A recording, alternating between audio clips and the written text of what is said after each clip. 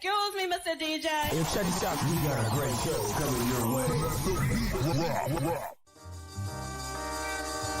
From the ECSI Sports Studios, the #1 sports information program in America, the Breakfast Bankroll, with your host, the sports broker, Jeff Dawson.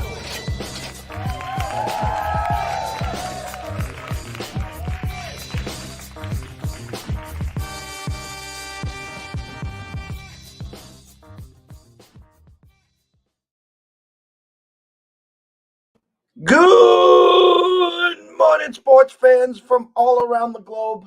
I am your host, Jeff Dawson, East Coast Sports Investors, and this is your Breakfast Bankroll for Tuesday, October 4th, 2022. A great show, a great way to start today's show. We have a special guest, a friend, a colleague, an East Coast guy, that has an absolute amazing story to talk about to start our show. We're blessed and honored to have him on for his debut. So let's bring him on without further ado, the one and only Mr. Adam Trigger. What's going on, Jeff? Good morning, Adam. How are you? I'm doing great. I'm glad we finally got to do this. We feel like we've been following each other forever. And it's nice to finally get to connect on a show. So, I a lot to talk about here. We're going to get into the circa, the contest. Before we do, talk a little about your background. I know you work at Wager Talk. I know you do a podcast with some great friends, CT Betts and Kelly. Just give everyone a little background about how you got into the business and where you are today. absolutely. I've actually been in the business for about a decade. Started back in 2013. A friend of mine and I we started our own website, Top Flight Sports. I was fortunate to make a friend at Saratoga Racetrack. So I'm from upstate New York. Grew up in the Schenectady area. Went to Siena College. Have essentially lived in that area my entire life up until a couple weeks ago, when my fiance took a job in Syracuse, and we're in the process of moving out to the Syracuse area now, which is where she's from originally. But anyway, always been from upstate New York. Met a guy at the Saratoga Racetrack that had been kind of doing this since the 80s, the 90s. Like, he was like a, number on a recorded message type guy. Like, he was like one of the, the very Stu Feiner-esque, if you will. Like, that was, because that's what pick selling used to be back then. And we hit it off with him at the track. He's also a big horse guy, and he was nice enough to he was just winding down being in the business, and he's like, listen, he goes, I'm going to help you guys out because I like you. I'm going to give you my database of names that I've accumulated over the years, and you can mark it out to this list, text out to it, email out to it. And he goes, that's where you're going to get your clients from. Because this was 2013. And Twitter was like, gambling Twitter wasn't that big yet. And it was like, that's so having a website, trying to be active in message boards. And of course, Jeff, like, no one had shows like this yet either, really. I mean, there was very few. Certainly if you weren't in the Las Vegas area, you weren't getting on one. So it was like, that's kind of how I got the start, and just grew the website from there. And eventually split. My partner went on to do something else, so I started going by Adam Trigger, and I became friends with Kelly Stewart, Chris Thurston, and yeah, the rest is history. She introduced me to Johnny Detroit, and now I'm on Wager Talk, still doing the same thing.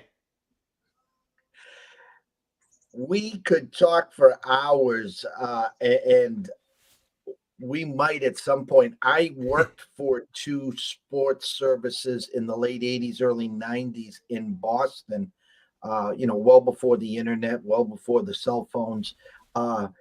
It was walk into the office, look at the board, and like last night, it would be San Fran -1.5 versus the Rams, and they give you 100 potential clients.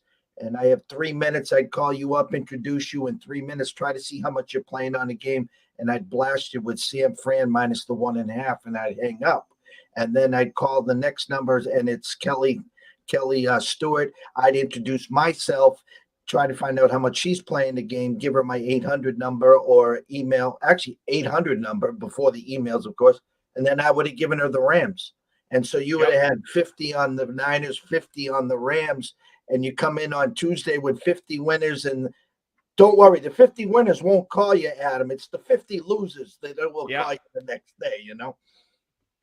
Yeah, and I knew that was kind of the thing. And even so, 10 years ago when I was getting into it, I knew I didn't want to be that. Like, because I felt like people were getting smart enough. This is 2012, 2013. People were getting smart enough to know that just wasn't realistic. So I said, you know what? I want to do a service where I provide analysis, like extensive written analysis. That's one thing I went, one of my degrees from college is writing. So I've always sort of been into it. And I was like, okay, I can write analysis up. I bet the games. I kind of think I know what I'm talking about. And I just said, well, let's see if anyone actually cares or wants to buy this. And I was amazed at how many people that I blasted out to actually bought this stuff. And it like kind of started a business out of something I would have been happy with, like a couple clients, right? And like within the first couple months, I had all these people subscribing to the service, and it just kind of like went from there. And I was like, all right, this is what I want to do, and I'm just gonna chip away at it until I can do it full time, and that's eventually what happened. So here we are. All right, so I'm gonna start the intro, and then obviously the stage is yours. The circuit contests, and I'm assuming a lot of people. There was a big buzz yesterday. One of your colleagues, Carmine, sitting in the catbird seat with his Ram jersey on with a good friend of ours, Dave Sharapan, on the BVB yesterday. And then, as it trickled out, you were sitting in second with your partner, which you're going to discuss. I am not in those contests this year. I was in it the last 3 years. I got introduced to Kelly. She interviewed me at the Westgate for 45 minutes when they had that Showtime gig, that 4-segment Showtime gig. And I was one of the last to get interviewed. And the way I understand it is Vegas Dave beat me out, which is for a whole nother story. But I love Kelly to death. I love Brett to death. They my proxy when I do them. Now, this way, you're in it with a group or Danny Dimes, as you're going to talk about it. Give us the lead in. I mean, listen, 17-1-1 going into last night. That's insanity. I mean, this is the NFL. Not for long. We're a 20-point lead in the fourth quarter. It doesn't matter. So take us through leading up, and then obviously take us through what happened last night. Definitely. So first of all, as you know, Jeff, especially when you're out in Las Vegas, when I was out there in August with a bunch of my friends, colleagues from Wager Talk, it is so easy to get carried away, signing up for contests, taking this piece, that piece of an entry. And Danny Dimes is a friend of ours. He's a New Jersey, New York area guy. He's someone I've known for a couple of years, and he asked if I could put an entry in for him. I said, yeah, no problem. I'm going out. And so we get there. We're at Golden Nugget. Down at Golden Nugget, signing up with Brett and Kelly. Who, Brett, obviously, I use Winner Circle Proxy, the best proxy out there. They really are. I mean, he does an incredible job. You're never not going to get a pick in, that's for sure. They certainly make sure everyone's got their picks in and whatnot.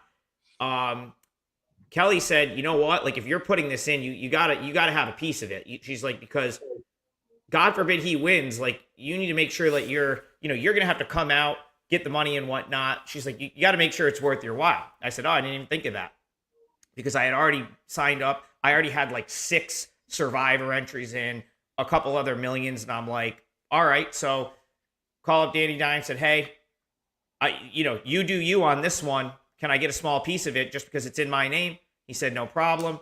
Good to go. And I kind of forgot about it, right? Because, all the other stuff we do it during the week. It's like, and then I'm putting Survivor entries in, other contest picks. And I was like, okay, that's that one. I had nothing to do with this one. This one's all him, but I have a small, piece of the whatever it may be. Now, I didn't even, and then all of a sudden, after week 2, he was 10-0. And I was like, oh wow, then I started to care a little bit.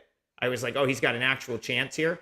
But I still wanted nothing to do with it. And again, as you know, Jeff, I sell all my picks at Wager Talk, and my close friends get them all, right? They get the email with them all. So I'm like, you know what? If he wants to know what I'm on, he's gonna know anyway.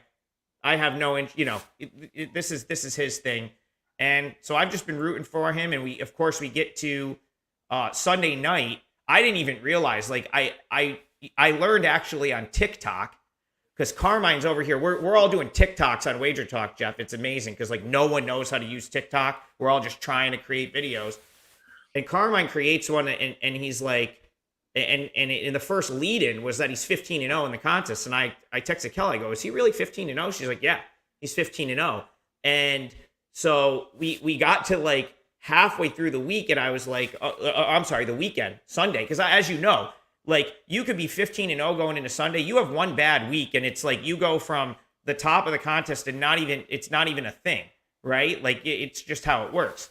And by Sunday night, we realized, I was like, oh wow, it's Carmine's could be in first, and we might have a chance to catch him in second.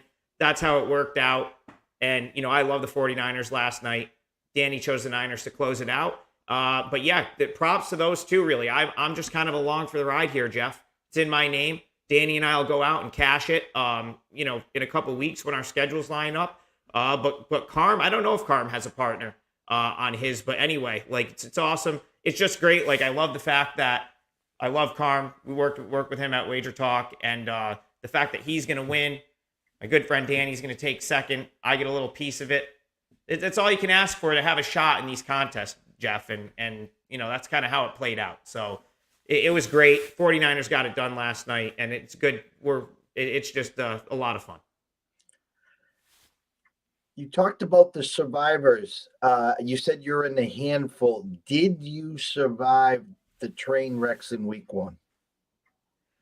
We did. So yeah, Survivor's the contest that I'm really involved in. That's the one I care about. I don't know if it's because I'm an East Coast guy, and we've been doing Survivor contests long before Vegas was offering them, right? But that one just speaks to me a little bit more. I've never been a huge fan of having to lock 5 NFL picks in, by a Saturday afternoon, just because I'm a lower volume bettor. But Survivor is just the way I think and the way I like to bet. It's just that contest is for me.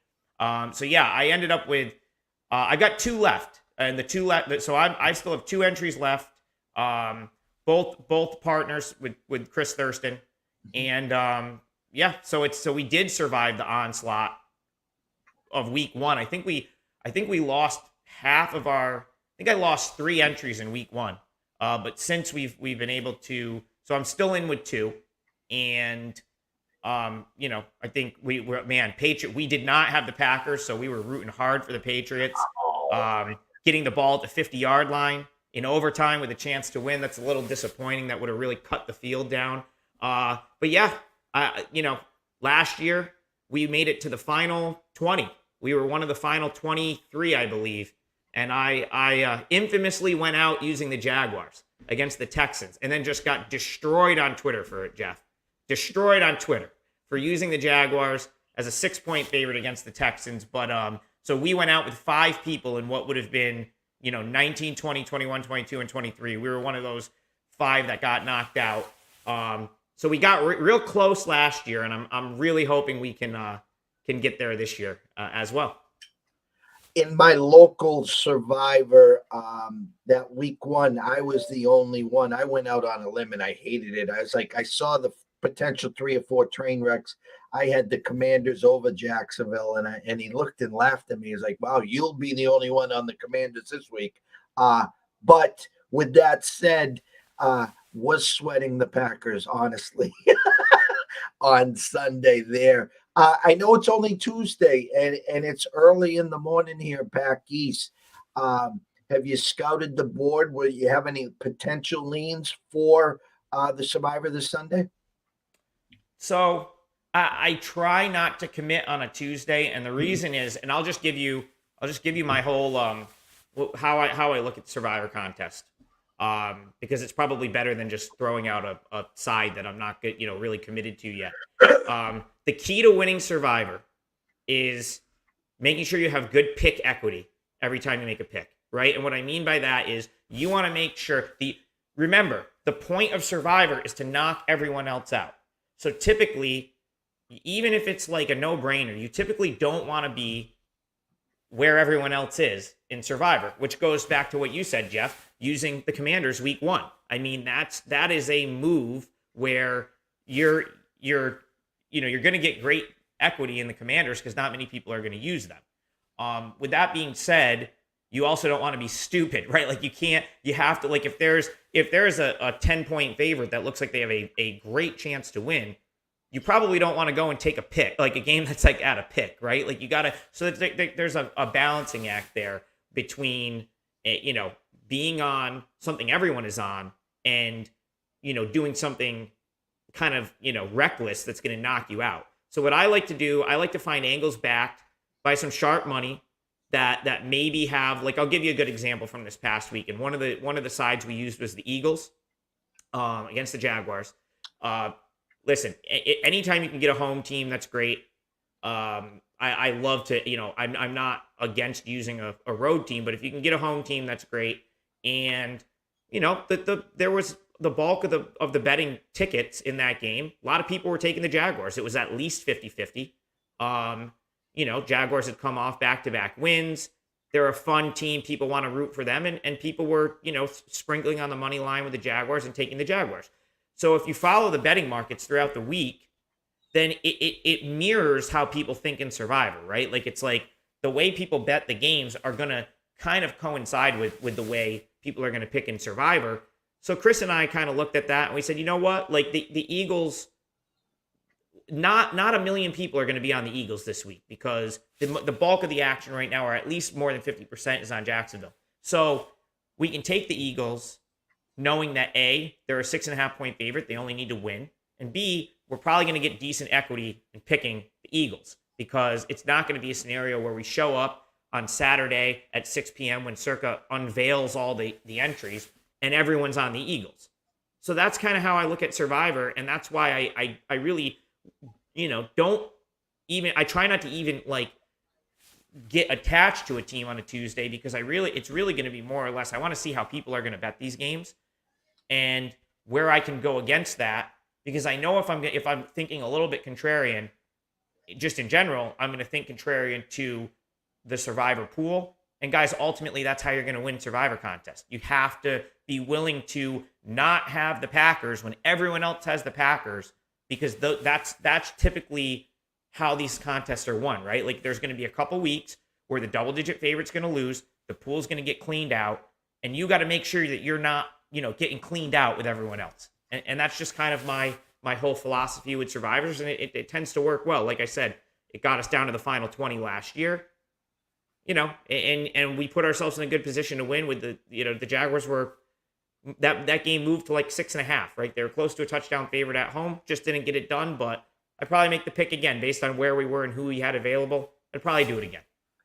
So last year, 2 people hit the bonus, saving either Kansas City or the Bucks, who were in the Super Bowl, and cashed there. Was it 4 altogether that cashed last year, Adam? I think there was 5. If I remember correctly, I think there was 5. And you know what? But props to whoever hit the bonus, good for you. Because I think you should totally ignore that. Like when you're doing Survivor contests, like, listen, if you're splitting $6 million, you don't need an extra $1 million, right? Like, just try to that's like greedy right there, right? Like, just if a situation calls to use one of those teams, you should use it. Like, but hey, 2 people managed to do it, which is outstanding.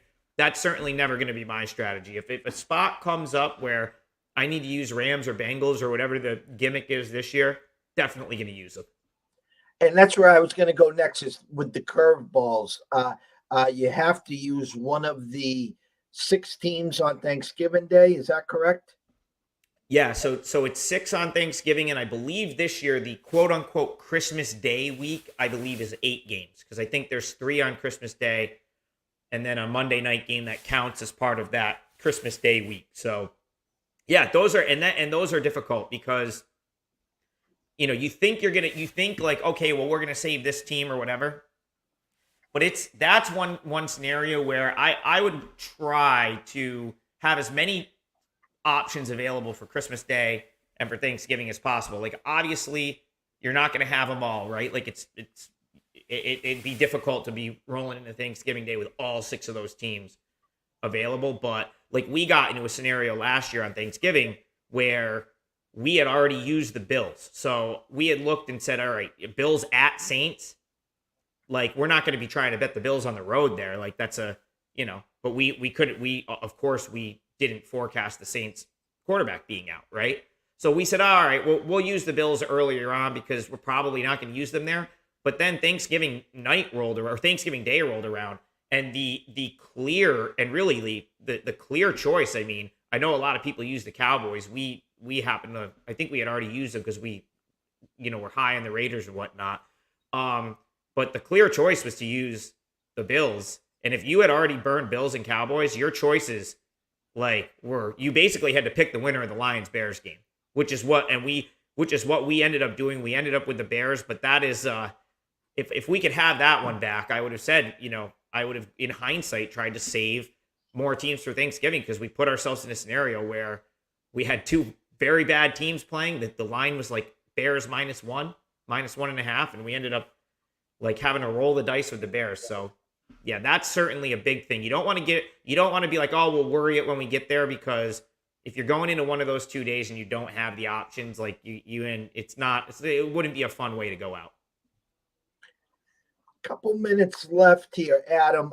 Baseball. We got today, tomorrow. Day off on Thursday. Wild card start on Friday. Don't have the brackets, I think, officially set. Pretty damn close. Have any initial leans, American League, National League, who potentially is going to come out? I have a Circa Champions ticket where I have the Astros, Alabama, and the Bills. And that's paying me just over 11,000 at Circa. So obviously I have a rooting interest, me and Mattress Mac, on the Astros. But any leans, any likes, sit back. I mean, there's some nice dogs there. I think Seattle, kind of sucks is that Seattle's going to be playing the Guardians, and those are the 2 dog teams. I'm a big Tito guy, obviously, used to coach the Sox. Love the story with Seattle. The winner's going to obviously get a good puncher's chance there in the next round. But what are you seeing so far in baseball? Yeah, no, baseball's been great for me this season. We're getting down. I haven't bet a ton of baseball the last couple of days, because these final days can really be a mess. Like, with, you're waiting for pitchers to come out and trying to figure out how teams are going to approach the games. But as far as the playoffs are concerned, we'll bring Danny Dimes back into the story. It was the first week of June. We had a live hustle show in the city. He came out, and him and Chris Thurston went out till all hours after that. Had a good time in New York City. We bet the Mets that night. They won. They beat the Dodgers. And I remember turning to those 2 and said, you know what? I feel like we're going to get a Subway Series this year. I don't know. It feels like it's going to happen. I don't know why. At the time, the Yankees weren't even playing great ball. The Mets were starting to really hit, they got off to a hot start. They were really like hitting their stride. But the Yankees had cooled up. Well, the Yankees they were just starting to cool a little bit, I think, around that time.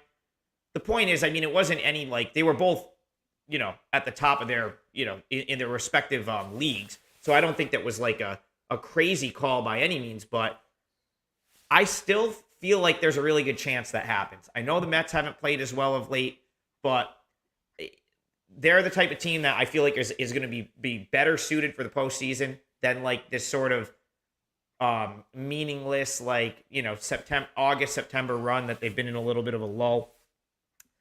And then the other, kind of a couple teams, I guess, if you want like flyers on teams, I'll just give you teams I've talked about being like, good value since the beginning of the year. One of them is the Blue Jays. I've thought that they would be dangerous if they could get in, and they're gonna be the top wild card team in the AL. And the other is the San Diego Padres, because I really think, like, with the way Blake Snell has pitched in the second half so far, and the way they've kind of played of late, that they could potentially be dangerous if they advance. So that's just like kind of just to not go with the top teams. But Jeff, hard to argue with the Astros. Like, if you told me, I think the Astros are gonna be there from the AL, it's hard to argue with it, because even when they're like, it just doesn't seem to matter. That team every year, even in like the wake of their whole scandal a few years back, it's like they just find a way back to the World Series.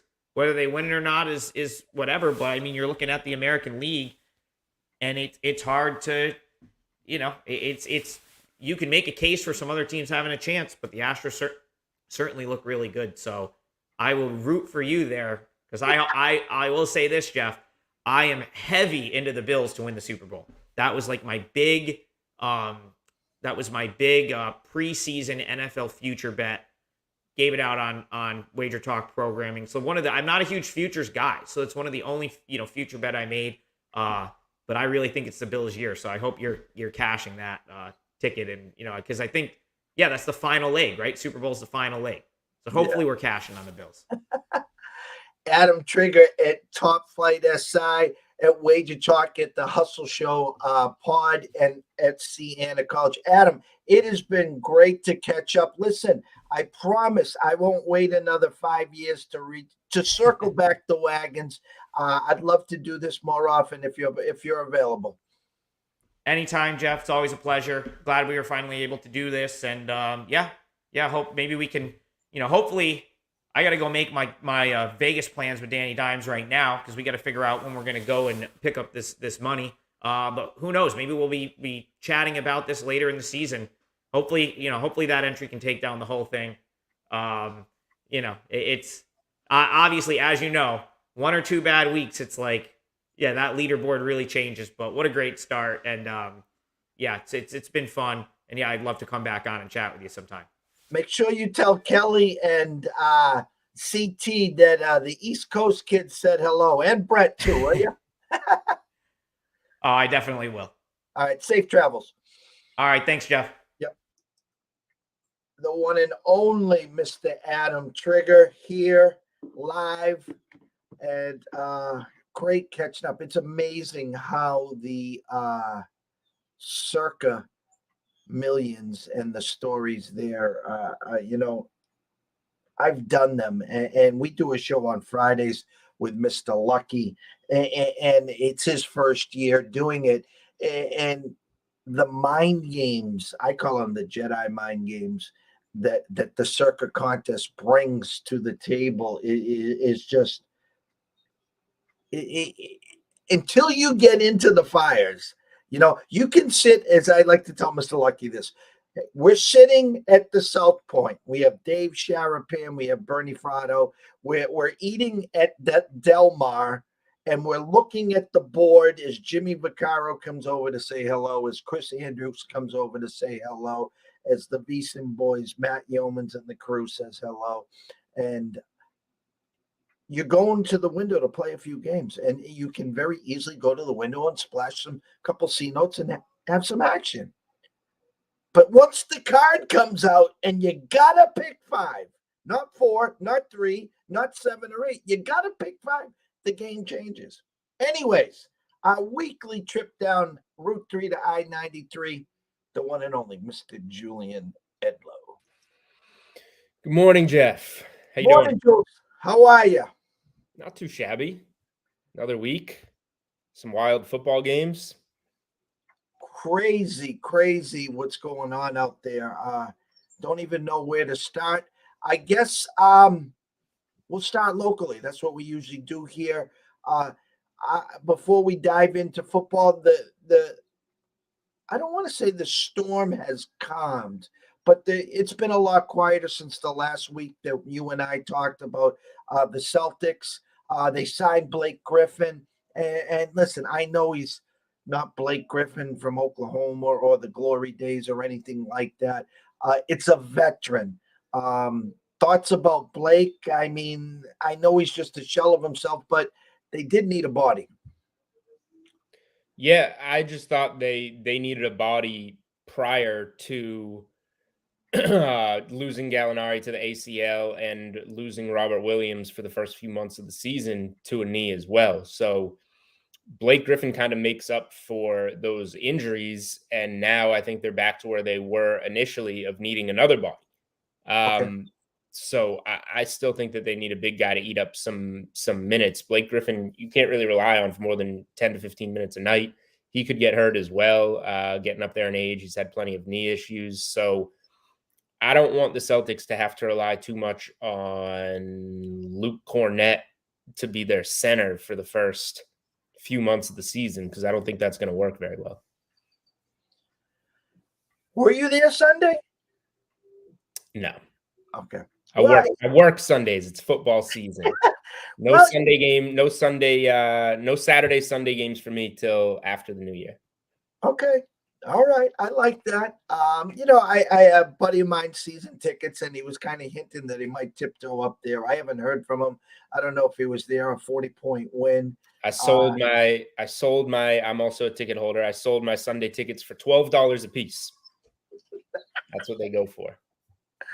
God bless America. All right, we're going to switch gears. Heading into Lambeau, before the official on that Sunday, Monday, Mac being out, the number was 7.5. The corrected number was 10.5. Sharps found at 10.5, 10. Closed around 9.5 in that area, depending. Brian Hoyer, 15 plays, and thanks for playing. In comes the debut of Mr. Zappa, whatever you want to call him. Just don't call him Frank Zappa. Great game. A moral victory, I guess, for the Patriots. An opportunity in overtime on the 50. Hey, one first down and a few yards. You're lining up a 50-yarder, probably to knock out about 800 people in the Circus Survivor contest. What'd you think of Sunday and the Pats? I thought that they kind of did what we expected them to do. Probably made it closer than expected. I didn't play the game. The number seemed right. Like if you made me bet it at 10.5, I would say I'm going to take the Patriots. If you made me bet it at 9.5, I would tell you I'm going to take the Packers. And the Pats hung in there. They covered whatever number, and busted up any. If you teased them, if you teased Green Bay down, it busted everything up. So I think game plan wise, they looked really good running the ball against a really bad run defense, and that's exactly what they wanted to do. And they were solid on defense, not great. I think Rodgers is still getting to know those receivers. Jones made the huge play. That game isn't where it is if Jones doesn't make that big play. So that was really the difference that made it a game down the stretch, I would say. Really conservative coaching, as usual, especially with a new kid in there. But yeah, I think you go for it on that fourth down, even though it's just, if you're afraid to give it to Rodgers, then why punt it to him? Like, what's the difference of giving it to him a few yards up if you turn it over on downs? They're probably going to score and win the game on a field goal anyway. So you might as well try and win yourself the game. Is it fair that the locals, 98.5 especially, the next 4 games on paper, in my eyes, the coin flips. I mean, listen, it's not Tom Brady. It's not Teddy Bruschi. It's not Lawyer Malloy here. This is a potential third-string quarterback, a defense with issues, some banged-up offensive players. Detroit, who's just a sieve on defense, who have offensive talent. Goff's playing great. I don't know if Swift will be back. St. Brown will be back. Chark will be back. I don't know. But is it fair for us to assume that the Patriots technically should go 3-1 when as easily as they can go 1-3 the next go? Yeah, we don't know what they're going to be. We don't know which one of three quarterbacks they're going to have to start going forward, and they're just not all that great of a team. So they can easily lose any game along the way. They can easily win any game along the way, just like they just competed at Green Bay. So I think we have no idea. I would lean to the Patriots on Sunday because I think they'll be able to destroy that Detroit defense. I so I have mixed opinions on this game and how to bet it. I lean to the Patriots. I lean to the over. I don't know which one's the better bet. The Lions are 4-0 to the over, and they're going over by an average of 21 points per game. They just gave up 48 points to Geno Smith on Sunday. They scored 45 points without their two starting receivers and their starting running back. So the skill position players don't even matter. Now I'm assuming Swift isn't going to go because the Lions are on bye next, and they said they would rest him through the bye. That's fine. Jamal Williams is starting caliber running back. He had 100 yards and a couple touchdowns on Sunday, so not a huge loss there. St. Brown is really good. You want him out there if you're going to be betting the total. Now the thing is, the Lions have played their first 4 games all indoors, 3 home games and 1 in Minnesota. So they've just been slinging it around indoors, and now they're going to go out to Foxborough. It's getting colder here. It's outside, some wind. Maybe that changes things, and maybe Belichick schemes it up defensively because we know they're going to want to run the ball. So now we're talking about grinding more clock and keeping it lower scoring, although they did just go over at Green Bay. So I would lean over, and I would lean to the Patriots. I think the Patriots will be able to run all over the Lions and be good enough defensively in elements that Detroit just hasn't seen because they haven't played outside. I think it's going to be a little bit tougher for them.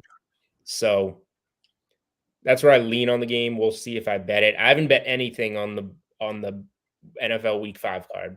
I'm like, I have no opinions. We can talk about it and analyze games, but I'm looking at the card and I'm like, don't know, not sure. These teams both suck. These teams are both good. I don't know. Last night, I do a lot of high stakes fantasy football as well. And I will be honest with you.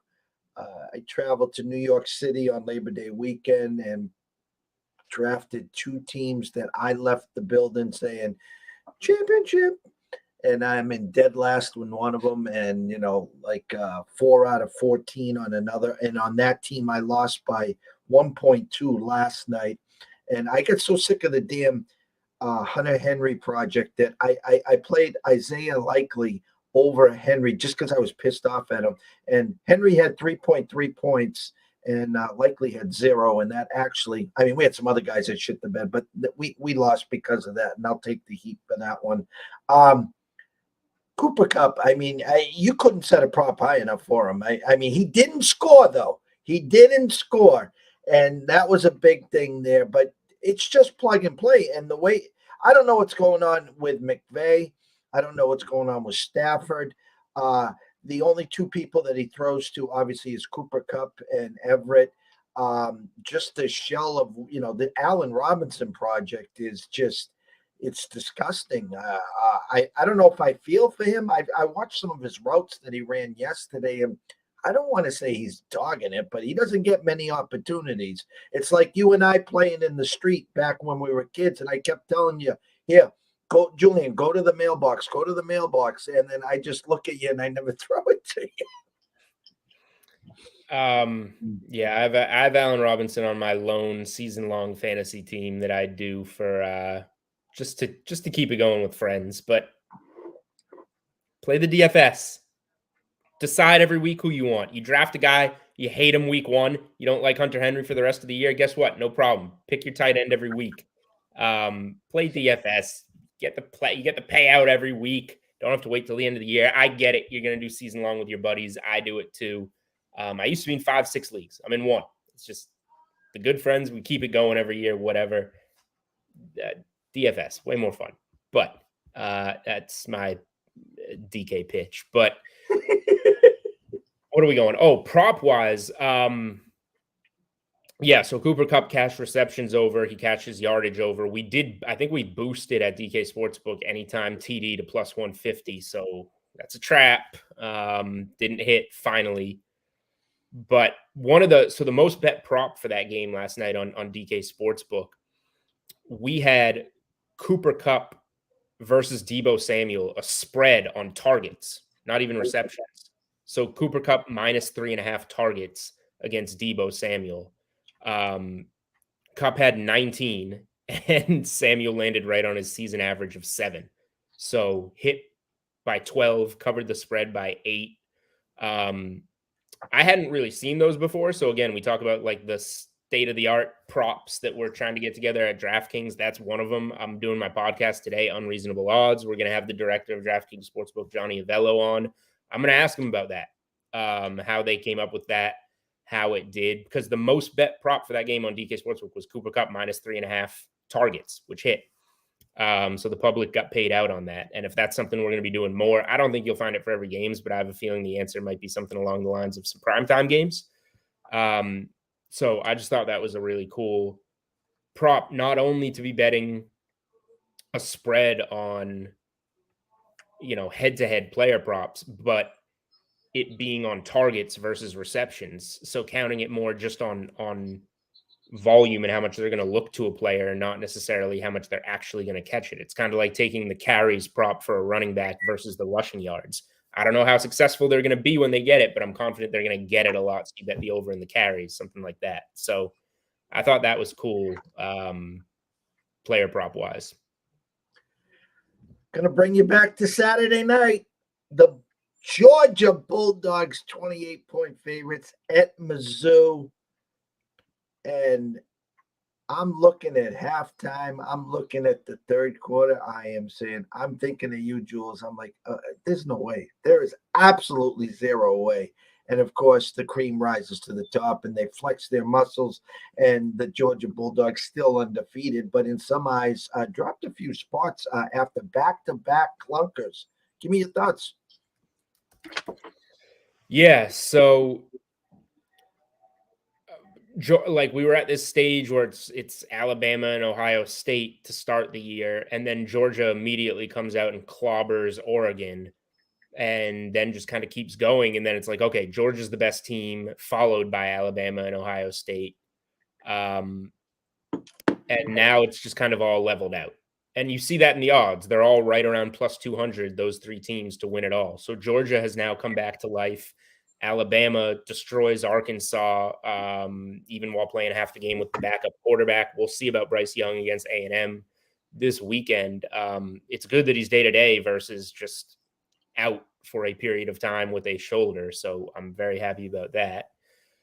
I don't know what's going on with Georgia. I don't like Auburn, so this is maybe a place that they come back and smash, but they should have came back and smashed against Mizzou, so I don't know.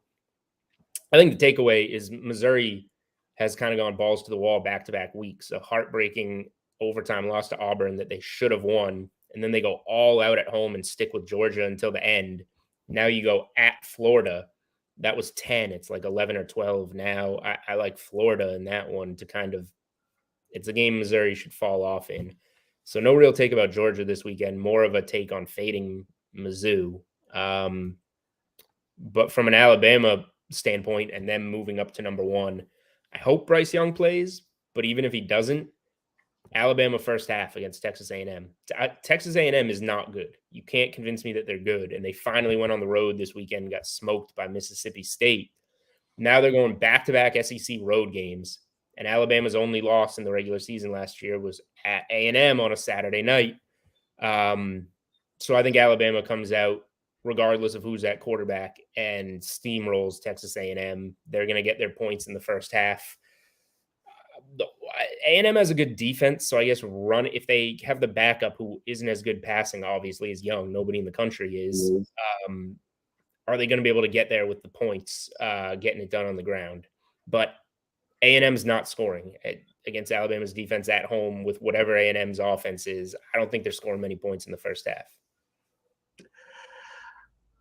Ohio State The Ohio State. How good is Vegas? Team total 48 and a hook, and they land on 49. Amazing. There were some 49s around too. I was looking at that one. It's Rutgers.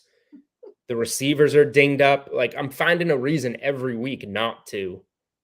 And it's gotten there every week. And as you know, the only time I've played it was the Notre Dame game. We both played it, and they fell, 17 points short. Have they hit it every week since?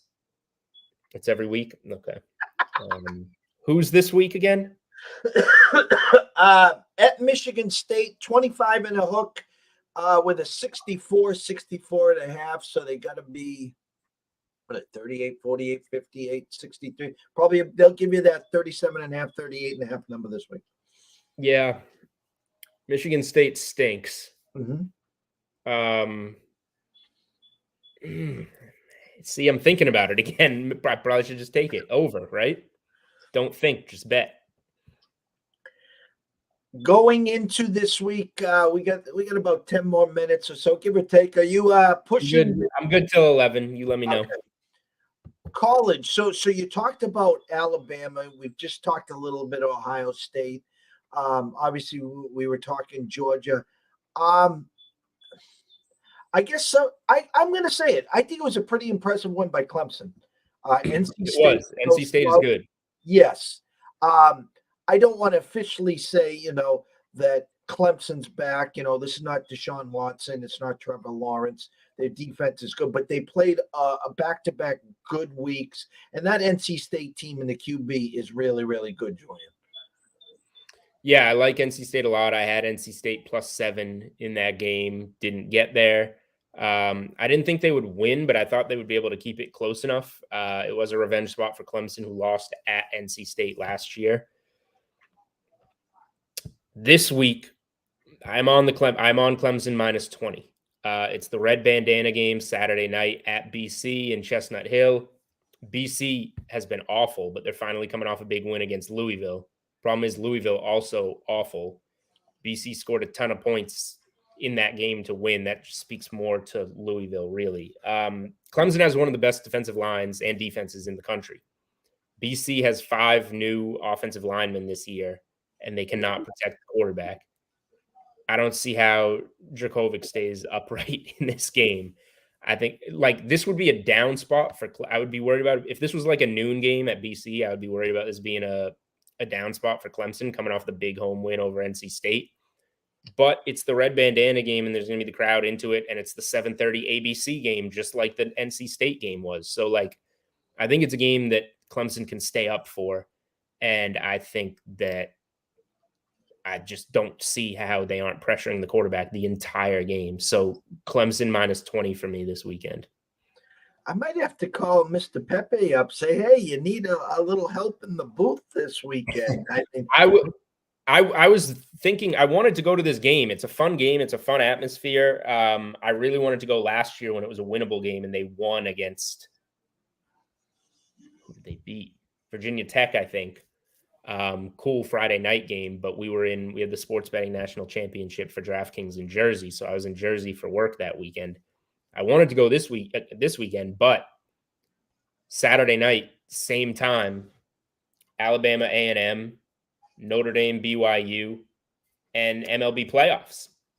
So I'm going to be in my man cave right here with the 4 screens I have in front of me going, and not in Chestnut Hill.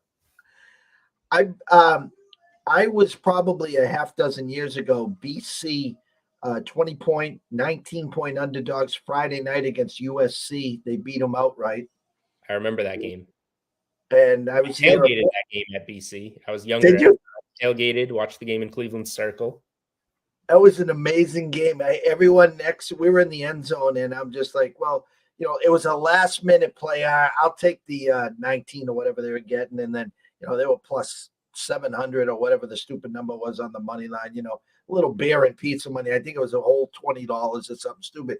You had a good feeling they were going to cover. I didn't think they were going to win. At the end, I was like, oh, shit. Yep. I remember that one. The board this weekend, you talked about Clemson. You got anything else you're eyeing? Not so much, already punched a few tickets, or some stuff still on the desk that are simmering? Yeah. So what did I do? I did Alabama first half. I gave Clemson. Um, I like Tennessee -3 at LSU. I don't think LSU, LSU's improved. I don't think they're very good, and they kind of showed that last week going down 17-0 to Auburn. They did come back and win. Jaden Daniels gets dinged up. Um, Tennessee's just a lot better, even with a couple injuries to the wide receiver Tillman. They have a starting corner hurt. I just think Tennessee's a lot better. I don't know how LSU offensively is going to keep up with Tennessee, so I laid the 3 with Tennessee. Let me see. Oh, you know who I bet on this weekend? UConn -4. I took UConn -4. 24-point underdogs last week, and we won outright. Yep. No quarterback for Fresno State played a large role, but they did win. FIU killed me last week. I had New Mexico State money line in parlays. I laid the points with New Mexico State. They're a bad team. They're a bad team like UConn's a bad team. FIU is the worst team in the country, and they went on the road to New Mexico State and won 21-7. I don't know how they did it. The previous week, FIU gave up 73. FIU went to overtime with Bryant this year. Don't know how it happened, but they're not doing it twice in a row, which means somehow UConn is going to do it twice in a row and win this game against FIU. So I'm on that. The grossest game. Highest. I'm on the highest games on the board, Alabama A&M, and I'm on the grossest game on the board, UConn FIU. I'm on BYU. I took the points with BYU against Notre Dame. I'm not a Notre Dame believer. They just did it against a terrible UNC defense. BYU brings back 19 starters. This is a good veteran team that I think Notre Dame's going to be in some trouble with. I did take NC State -3 to bounce back against FSU. FSU loses to Wake. Now they have to go on the road to NC State. These are some tough spots for FSU. And Utah. I got Utah. UCLA had the big win against Washington last week. Now they let down against Utah is a lot better than Washington. This is different.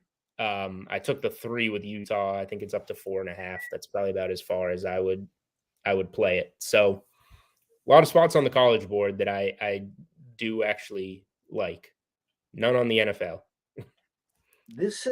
Let's go back to that UCLA Utah game. We had UCLA over Washington, little pizza beer money as well.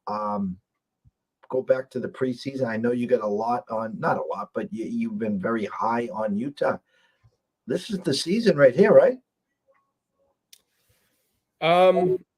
This stretch of games, like the 3 make or break games, essentially are UCLA on the road, Oregon on the road, and USC at home.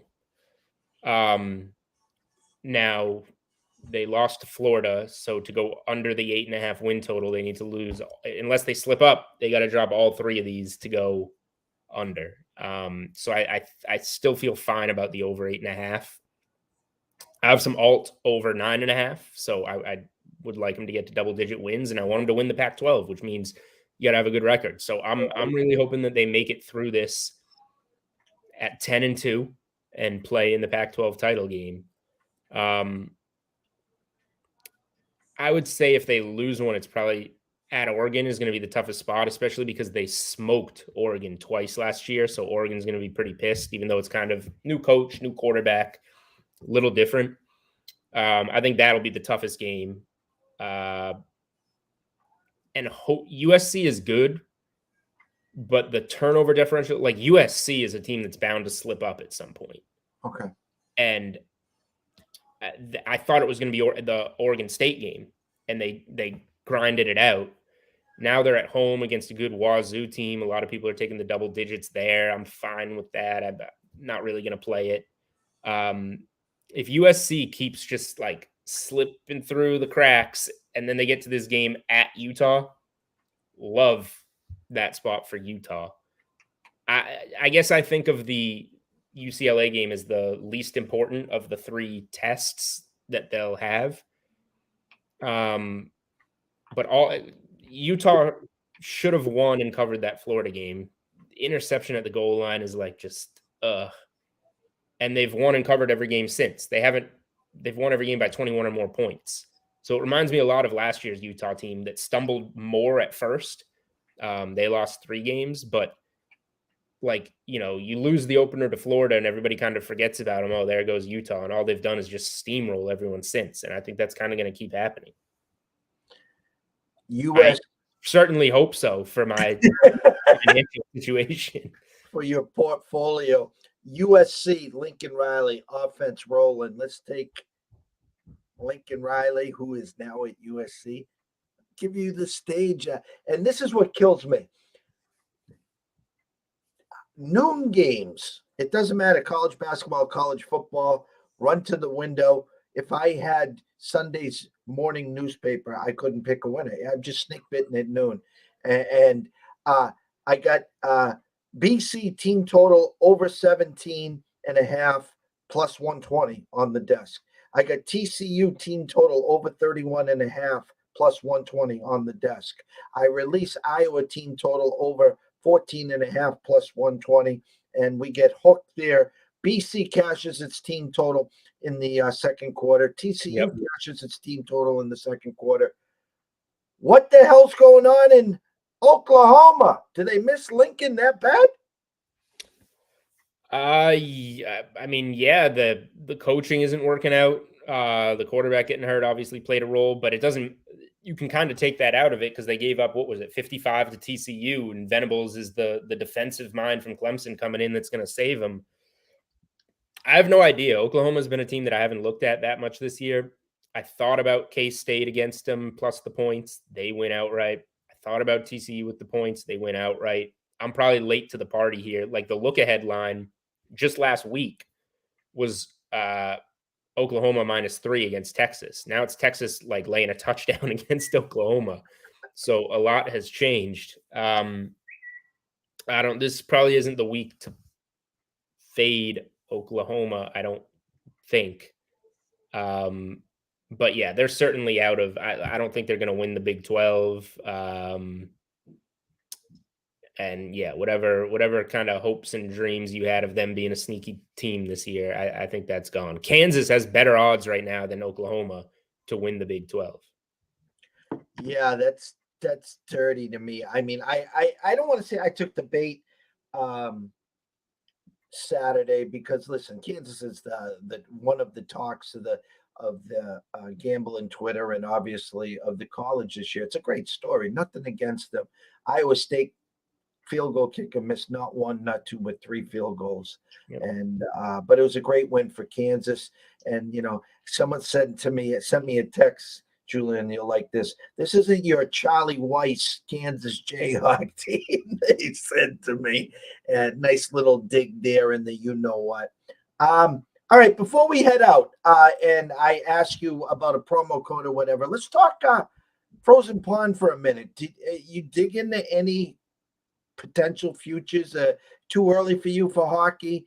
If so, what are you looking about at the NBA? I know we're getting closer. Have you any more futures, or just I guess I'm looking for your future market here. If you came for hockey, you came to the wrong place. But I am digging into to the basketball. Starting to do some NBA. I haven't gotten into this yet, but I always, do a little college basketball reading. You got to have one of those for college. Too many teams. Like you got to have the football magazine. I always get a basketball magazine. Not as many people do that, but just a little preview of each team. Get your head going. I have some stuff in mind that I want for college. I'm not there yet. I do have some opening night plays for the NBA, and I do have a team I'm going to back in the futures market. I'll have an article hopefully coming out later today. So I'll give it out to the people watching because they're watching. But don't put this clip out on Twitter until I do my article. I trust you, Jeff. Pelicans. the Pelicans are this year's team that are going to break out. And it's tough in the West to find like, oh, how are they going to get up there? They're going to get up there. They're minus 165 on DK to make the playoffs. Their win total is 44.5. I'm going to take yes to make the playoffs. I'm going to write up over 44.5 wins. This team started like 4-16 last year. They were like 15 games below 500 at the All-Star break or in January. They made the playoffs. They made it into the play-in round, and they won their play-in games and got in behind Brandon Ingram, Valanciunas. You trade for CJ McCollum, and that was the whole year without Zion. Now they bring Zion back in shape. If Zion stays healthy with CJ McCollum and Brandon Ingram and Valanciunas, this is going to be a really good team. Like kind of how the Grizzlies shot up last year and get a 2 seed in the West. I don't know if they're going to get a 2 seed, but they're going to be very good. So I'm very high on the Pelicans this year. Took them +4 against the Nets on opening night. And then to make the playoffs and over on the win total, that's the team that I'm going with in NBA. Zion, I've been on record. I was on a few shows, and again, I don't root for bad luck, karma. I believe in karma. Don't root for injuries, nothing like that. And I said on draft day, and again, don't take this the wrong way, but I was comparing Zion to potentially of Odin, just because how big he is and the potential wear and tear and how the body can break down. That was it. And it showed early in the career. He looked fabulous. Absolutely fabulous. I'm so glad for him. I don't know what he did for a diet, what he's doing for training, but man, he looked real good. Yeah, he looks in shape. And it seemed like he was ready to and wanted to play last year, and the team was kind of holding him out. I don't know why. It seems like they're being a little overcautious with him, which I get given his value. But like they could have gone on a run potentially with him last year. Either way, I trust where he's at now. I think that the team chemistry is really good there. They have a lot of good glue pieces to go around those big names. So I'm very high on the New Orleans Pelicans this year. I think they're gonna have a really good year. This is that time of the spot on the show here, my brother. Any promo codes for Thursday night, for the weekend? Anything that the viewers, the listeners can grab onto before we wrap this up? I assume we're going to keep running the early win promo on Thursday night, which is go up by 7 and cash your money line ticket, but I don't know for sure. So let me do it this way and make a shameless plug. We'll be recording Unreasonable Odds, my podcast, today, Tuesday, October 4th. It'll come out. We'll have Johnny Avello on, so I will have more information for you on promos for this week. And if we're getting more creative props like the target spread on Cooper Kupp and Deebo Samuel, check out Unreasonable Odds. It'll be out on my Twitter timeline later on Tuesday, October 4th, and you will get all your answers. And shame on me, and you wonder why I'm sleeping at the wheel here. Give me 1 second, and this is definitely on me. Holy moly. Fire me. People see ticker, it. People know me. Don't worry about it. The ticker is now going. You can follow Julian, obviously, at Julian Edlow, at DraftKings, at DK Sportsbook, at DK Live, at the Unreasonable Odds podcast. Hey, I have to close with this. I saw someone on DK Live posting a job post, and it talked about fantasy. It talked about sports wager, and it talked about shows. It talked about the Web3, and I'm like, what the hell is the Web3? What are you guys doing back there?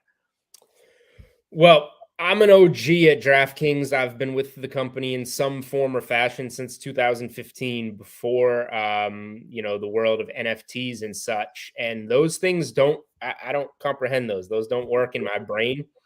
So I am fortunate enough to I can be dumb and keep my job. I only need to talk to you about sports. I think. Hopefully I'm not getting fired or anything. But yeah, a little bit tougher to break through if you're trying now. You need to know a little more, be a little smarter than me. But yes, we do have a freelance position one or two coming up, but at least one is out at DraftKings. So if you think you have what it takes to come into this space, I retweeted it a while back. And yeah, don't be shy to apply. Jules, always a pleasure. Stay warm. We get that crisp, pumpkin spice in the air. So have a blast on Saturday. Next Tuesday, we'll talk football and, of course, the MLB playoffs, my brother. All right. Sounds good, Jeff. Take it easy. Take care, Julian. The one and only Julian Edlow at DraftKings. Shame on me. These glasses, they're for show, I swear. I am Batman. I can't see 2 feet in front of me. But again, my bad. You can follow him at Julian Edlow at DraftKings, at DK Sportsbook, and of course at the Unreasonable Odds at DK Live. The first half hour, Adam Trigger at Wager Talk, at Adam Trigger at Top Flight SI, talking about the Circa contest, talking about some of how he got in, and hoping to have him on a lot more. We should have crossed paths a long, long time ago. We're all close friends with Kelly Stewart, CT Bats, Brett, and that crew. So go follow him as well. It's been a great, great show.